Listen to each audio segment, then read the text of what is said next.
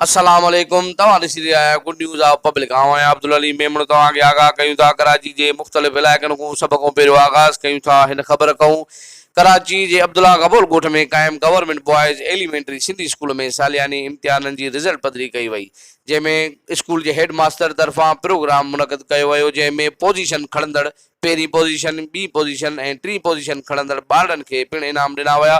Programme में इलाइक़े जे सियासी, समाजी, सहाफ़िन वॾे अंग में शिरकत कई। उस्तादनि में हेड मास्टर ग़ुलाम मोहम्मद महर, आशिक़ हुसैन वधियो, उस्ताद मोहम्मद हसन गबोल, अख्तर गबोल, मुख्तियार अहमद, इकरार हुसैन, ग़ुलाम मुस्तफ़ा चन्नो, इरफान उद्दीन, अब्दुल्ला गबोल। लेडीज़ टीचरनि में सोबिया अरशद, अनीला इकबाल, सिदरत मुंता, मिस शहनाज, मिस सेना, मिस रेहाना, मिस इफ़रियाज़ ख़िताब कंदे चयो त लॉकडाउन जे करे स्कूल बंदि रहिया ऐं ॿारनि जी पढ़ाई ॾाढी मुतासिर रही। तंहिंजे बावजूदि बि असांजे स्कूल जे ॿारनि तमामु घणी महिनत कई ऐं जिन जी रिज़ल्ट तव्हांजे साम्हूं आहे। साफ़ियुनि सां वधीक उन्हनि ॻाल्हाईंदे चयो त असां उन्हनि वालदेन खे मुबारकबाद पेश कयूं था जिन जा ॿार पहिरीं पोज़ीशन में आया आहिनि, ऐं उन खां अलावा असां उस्तादनि खे सलाम था कयूं जिन हेॾी महिनत करे ॿारनि खे पढ़ायो। लॉकडाउन जे हूंदे बि उन्हनि खे पढ़ाईंदा रहिया। वधीक उस्तादनि जो चवणु हुयो त मां सभ खां पहिरियों त पंहिंजे मीडिया सेल जे दोस्तनि खे, अदा नज़ीर खे, मेहरान और साईं डॉक्टर साहब जो शुक्रगुज़ार आहियां जिन पंहिंजो क़ीमती वक़्तु कढी करे असांजे हिन प्रोग्राम जे अंदरि शिरकत कई।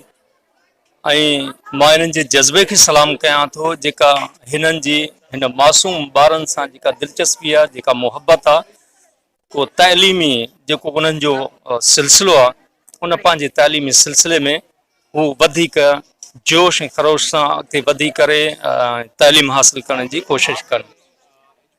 इन सां गॾु जेतिरो प्रोग्राम जंहिं तरतीब सां बहितर कयो वेंदो पंहिंजे मक़ामी मुअज़्ज़िज़ीन सां गॾिजी करे, त उन में असांजे ॿारनि जे लाइ आसानियूं पैदा थींदियूं, उस्तादनि जे लाइ आसानियूं पैदा थींदियूं, ऐं स्कूल जे अंदरि सफ़ाई सुथराई जे निज़ाम में ऐं जेके ज़रूरतूं आहिनि उन्हनि खे पूरो करण में असांखे मक़ामी जेके बि असांजा दोस्त आहिनि, मुअज़्ज़िज़ीन आहिनि, उहे शिरकत कंदा रहनि था। ऐं इनशाअल्लाह असांखे उमेद आहे त जीअं असां सां मीडिया सेल जा दोस्त असां सां ताउन में आहिनि, बग़ैर कंहिं मतिलब ऐं मक़सद ऐं पैसे जे हू पंहिंजो वक़्तु बि ॾियनि था ऐं शिरकत बि कनि था।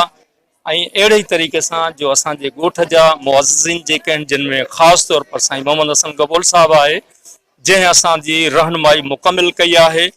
सभ खां पहिरीं त मां शुक्रगुज़ार आहियां उन्हनि दोस्तनि ऐं साथियुनि जो जेके स्कूल सां ई जुड़ियल आहिनि, असांजा उस्ताद आहिनि।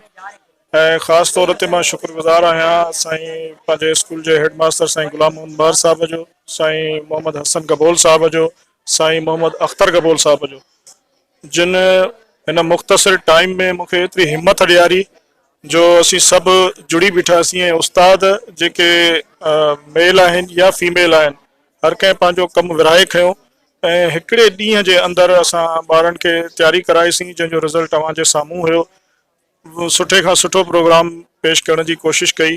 अल्हम्दुलिल्लाह ॿारनि बि सुठो रिस्पॉन्स ॾिनो, पेरेंट्स बि सुठो रिस्पॉन्स ॾिनो ऐं रिज़ल्ट तव्हांजे साम्हूं आहे।